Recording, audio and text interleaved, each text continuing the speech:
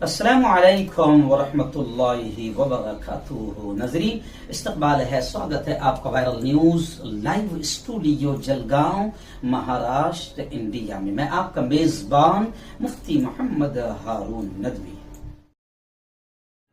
ناظرین، اس وقت اسکرین پر آپ جس عالم دین کو، جس شخصیت کو دیکھ رہے ہیں، یہ ہے حضرت مولانا عمران مقصود صاحب، جو امام و خطیب ہے جامع مسجد سٹی مارکیٹ بنگلور کے۔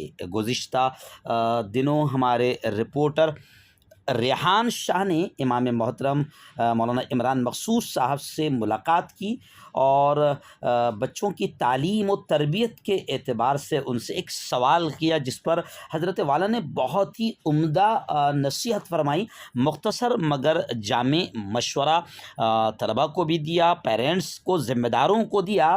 آئیے سنتے ہیں کیا کہا اس وقت امام محترم مولانا عمران مقصود صاحب نے۔ السلام علیکم ورحمۃ اللہ وبرکاتہ۔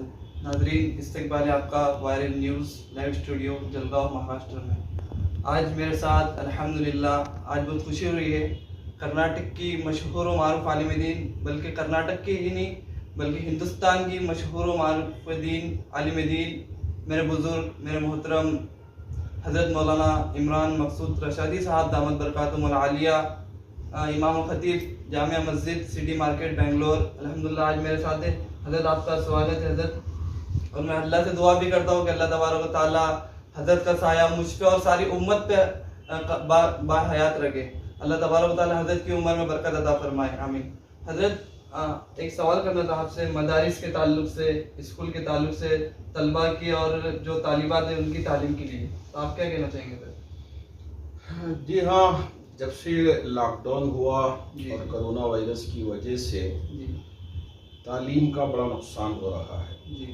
آن لائن تعلیم چل رہی ہے اور بچے آن لائن کے نام پر موبائل کے عادی ہوتے جا رہے ہیں اور موبائل کے آڑ میں بہت ساری چیزوں کے دیکھنے کے عادی ہوتے جا رہے ہیں، جس کی وجہ سے بچوں کے اخلاقیات پہ بڑا اثر پڑ رہا ہے۔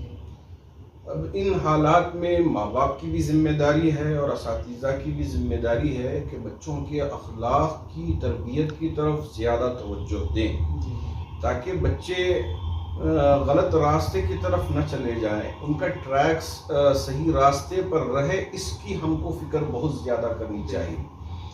اس کی ایک ہی صورت ہے کہ شروع ہی سے ہم ہمارے بڑوں کے واقعات، ہمارے بزرگوں کے واقعات، جن کی زندگی میں اللہ تھا اور ان کے دل میں اللہ بسا ہوا تھا، بہت آزمائشوں کے باوجود وہ دین پہ ثابت قدم رہے۔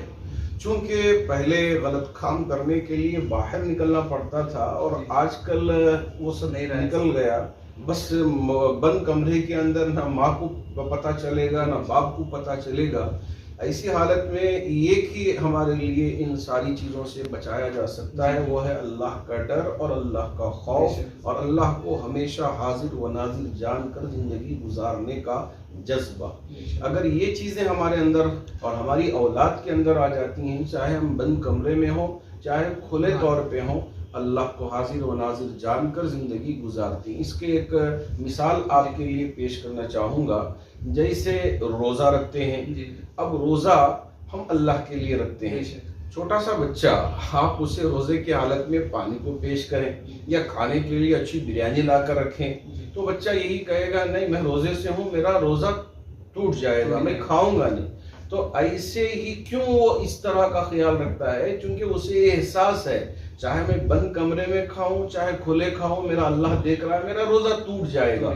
ایسا ہی اگر غلط کام کرے گا تو اس کا ایمان خطرے میں پڑ جائے گا، چاہے وہ کھلے میں کرے چاہے وہ باہر کرے یا چھپا کے کرے۔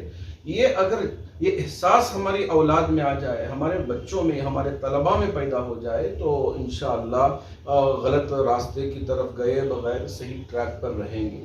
اور دوسری چیز، خاص طور پر یہ ہماری کالج کی جو بچیاں ہیں، لڑکیاں ہیں، وہ برقعے کا غلط استعمال غلط لوگ کرتے ہیں، جس کی وجہ سے ہماری ان بچیوں پر بھی دھبا لگ جاتا ہے. تو ایسی صورت میں ہم کو محتاط طریقے سے پڑھنے کے لیے بھی جانا ہے. اور آج کل ماشاءاللہ یہاں ہمارے اس کرناٹک کے اندر کرناٹک حکومت نے ڈگری کالج کے لیے اور کالج کی لڑکیوں کے لیے اور لڑکوں کے لیے تعلیم گاہ پہنچ کر آف لائن تعلیم کا انتظام شروع کر دیا ہے.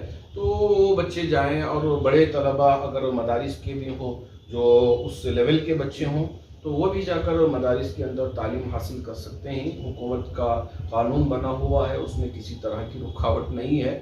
اب آئندہ حالات کیا بنیں گے وہ اللہ ہی بہتر جانتے ہیں. وہ فوض امری الی اللہ، ہم نے ہمارے پورے حال کو اللہ کے حوالے کر دیا ہے، اللہ پر چھوڑ دیا ہے.